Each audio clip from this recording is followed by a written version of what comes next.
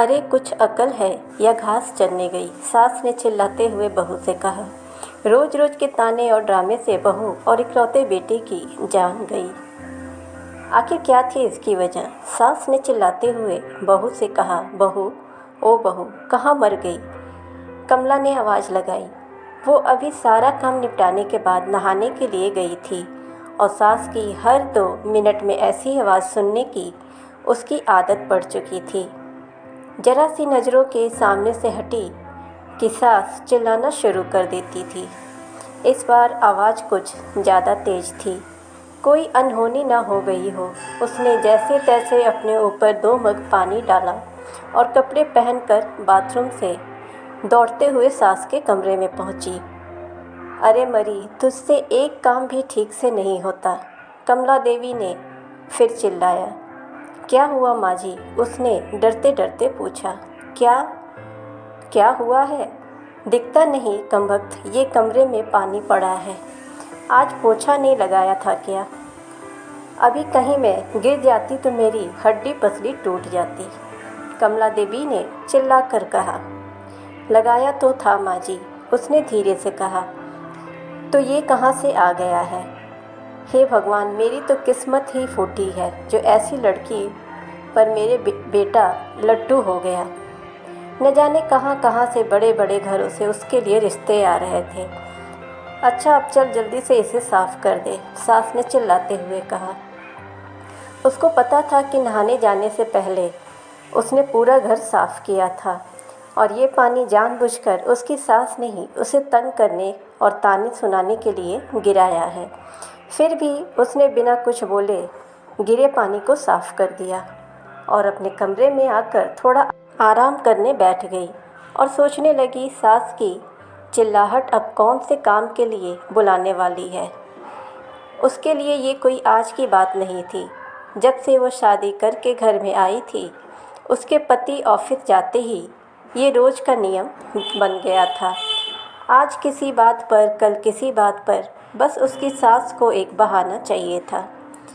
अगर नहीं मिलता तो बहाने बनाने की कला में वो माहिर थी।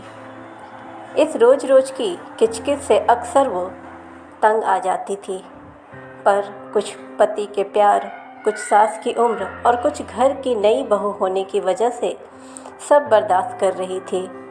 उसे खुद ही समझ नहीं आ रहा था कि उसके खुद के वजूद में इतना परिवर्तन कब और कैसे आया। उसको यह भी याद नहीं कि कब उसके अपने घर में उसकी माँ या पिता ने कभी उससे ऐसे सुर में बात की। अपने कॉलेज और स्कूल के समय में तो वो बिंदास लड़कियों में से एक थी। पूरे स्कूल या कॉलेज में कहीं भी किसी के साथ कोई गलत बात होती थी तो वो लड़ने के लिए सबसे आगे खड़ी मिलती थी। किसी के भी हक के लिए वो पूरे सिस्टम से लड़ जाती थी। पर आज अपने ही खिलाफ हो रहे अन्याय को चुपचाप सह रही थी। सोचती थी, क्या यही शादी के मायने होते हैं, जब एक लड़की को अपने स्वाभिमान और सम्मान को एक नए परिवार की सूली पर चढ़ा देना पड़ता है। शाम को पति के घर आने पर बहुत सारी बातें कहने का मन होता था। 1-2 बार कही भी थी, पर एक तो थके होने से वो इस पर ज़्यादा ध्यान नहीं देते थे और फिर अपनी माँ के खिलाफ़ वो एक भी शब्द नहीं सुन सकते थे। उनकी माँ भी अपने बेटे के सामने उससे बड़े दिखावे के साथ बात करती थी, पर जैसे ही बेटा घर से बाहर निकलता था, उनके तेवर बदल जाते थे, जो उसे समझ में नहीं आता था कि एक इंसान पल भर में 2 तरह के व्यवहार कैसे कर सकता है। कमला देवी को सबसे ज़्यादा तकलीफ़ तो उसकी शादी में मिले दहेज से थी, जबकि उसके माता पिता ने अपनी हैसियत से बढ़कर उसकी शादी में खर्चा किया था। लेकिन दहेज में या दूसरे से कुछ भी मुफ्त में मिलने की उम्मीदों और अभिलाषाओं का कोई अंत नहीं होता। हर चीज़ कम लगती है और उसके आने पर सबसे पहले उन्होंने घर की नौकरानी की छुट्टी कर दी और घर में उसके कदम रखते ही हाथों की मेहंदी का रंग छूटने के पहले ही बाकी कामों के अलावा बाई के सारे काम भी उसके ऊपर आ गए और कमला देवी ने कभी भी उसे एक नौकरानी से ज़्यादा नहीं समझा। कुछ ऐसी ही ज़िंदगी कट रही थी उसकी। रोज़ कोई नया बखेड़ा होता था और वो रोज़ शांतिपूर्वक उन्हें संभालने की कोशिश करते हुए सोचती थी कि जल्दी ही उसे अपने पति और सास के साथ बैठकर शांति से इसका हल निकालना पड़ेगा। पर बस रोज़ की ऐसी दिनचर्या में सबके साथ बैठकर बात करने का समय नहीं मिल पा रहा था। एक दिन वो रोज़ की तरह सुबह झाड़ू लगा रही थी जब कमला देवी अपने बिस्तर के किनारे बैठी स्वेटर बुन रही थी। अचानक जैसे ही वह झाड़ू लगाते लगाते उसके पास पहुंची, उसने बिना कुछ देखे बहू को ज़ोर से लात मारी और चिल्लाई, अरे कुछ अक्ल भी है या घास चरने गई है? जब मैं कुछ कर रही होती हूँ तभी तुझे काम सूझता है। अभी ही मेरे कमरे में झाड़ू लगानी थी तुझे। क्या तुझे नहीं पता कि मुझे धूल से कितनी एलर्जी है? ये आज का नया बहाना था उसे तंग करने का, क्योंकि घर में रोज़ ही ऐसे ही काम होते थे और पहले कभी भी ऐसी कोई बात नहीं हुई थी। फिर वो भी अपनी सास के व्यवहार को जानते हुए बहुत संभल के काम करती। वो उनके द्वारा दिखाई जगह पर सफाई के लिए जैसे ही थोड़ा झुकी, न जाने किस झोंके से कमला देवी ने ज़ोर से पैर चलाया और वह बहू के कंधे पर जा लगा। जब तक वो खुद को संभालती, उसका सिर सामने की दीवार से टकराया और वो गिर पड़ी। कमला देवी चिल्ला उठी, क्या हुआ कलमोही? मर गई क्या? उठ क्यों नहीं उठ रही? बचा हुआ काम कौन करेगा? चल उठ। वो उनकी कुछ बातें सुन तो रही थी पर समझ में कुछ नहीं आ रहा था और बड़ी हिम्मत करके जैसे तैसे वो उठने की कोशिश भी कर रही थी कि कमला देवी ने फिर ठोकर मार दी और फिर दोबारा दीवार से टकरा गया। इस बार बहू बेहोश हो गई थी। सास बड़बड़ाते हुए उसे कोसती रही। जब बहू नहीं उठी तो कमला देवी के हाथ पाँव फूलने लगे और तुरंत अपने बेटे को घर आने के लिए फ़ोन किया। पति उसे तुरंत हॉस्पिटल ले गया तो कमला देवी भी साथ साथ आई और हॉस्पिटल में एडमिट कराने के समय भी बड़बड़ाए जा रही थी।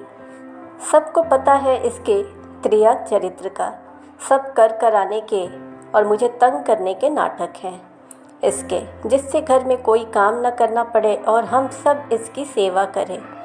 यूँ तो उसका बेटा काफ़ी दिनों से घर में जो चल रहा था सब देख रहा था और समझ रहा था, पर आज माँ के ऐसा व्यंग देखकर कुछ ज़्यादा ही परेशान हो गया। लेकिन इस समय उसे अपनी पत्नी की जान बचाने की पड़ी थी। डॉक्टर की तमाम कोशिशों के बावजूद सिर के अंदर कोई नस फट जाने से पहले तो वो कुछ दिन कोमा में रही और अगले एक ही सप्ताह में उसने दुनिया छोड़ दी। वक्त के साथ साथ बातें कहाँ छुपती हैं। धीरे धीरे पड़ोसियों की ज़ुबान पर उसके प्रति कमला देवी के बुरे बर्ताव की बातें सामने आने लगी, जिसमें कमला देवी के बेटे का भी नाम आ ही जाता था। और जब उसको लेकर बातें कुछ ज़्यादा बढ़ने लगी तो उनसे तंग आकर एक दिन कमला देवी के इकलौते बेटे ने पंखे से लटक कर सुसाइड कर ली। अब पूरे घर में दिन भर सन्नाटा रहता था। कमला देवी कुछ दिनों तक लोगों को दिखाई पड़ती रही और अक्सर घर के अंदर से उसकी आवाज़ें सुनाई पड़ती थीं, अरे कलमोही कहाँ मर गई? मेरे बेटे को भी साथ ले गई। चल जल्दी आ जा बहू, घर बहुत गंदा पड़ा है, चल थोड़ा झाड़ू पोछा कर दे। फिर उसी लय में रोते रोते उनकी आवाज़ सुनाई पड़ती थी। बहू तो अच्छी बहू थी, कभी शिकायत नहीं करी उसने। अभी हॉस्पिटल में है, इलाज चल रहा है। मेरी वजह से उसका सिर फट गया था ना। मेरा बेटा भी उसी के पास है, लेकिन अब तो वो ठीक हो गई होगी। अरे कोई तो उन दोनों को वापस ले आए। अब की उसे कुछ नहीं कहूँगी। कुछ दिनों के बाद पता लगा कि उनके किसी दूर के रिश्तेदार ने उस मकान को औने पौने दामों में किसी को बेच दिया था, क्योंकि कमला देवी के पागल खाने में भर्ती होने के बाद उस मकान को देखने वाला अब कोई नहीं बचा था। ऐसे ही स्टोरीज़ के लिए आप चैनल को सब्सक्राइब करें, नोटिफिकेशन बेल दबाएं ताकि हमारी हर वीडियोज़ आप तक पहुंचती रहे। वीडियो को ज़्यादा से ज़्यादा लाइक एंड शेयर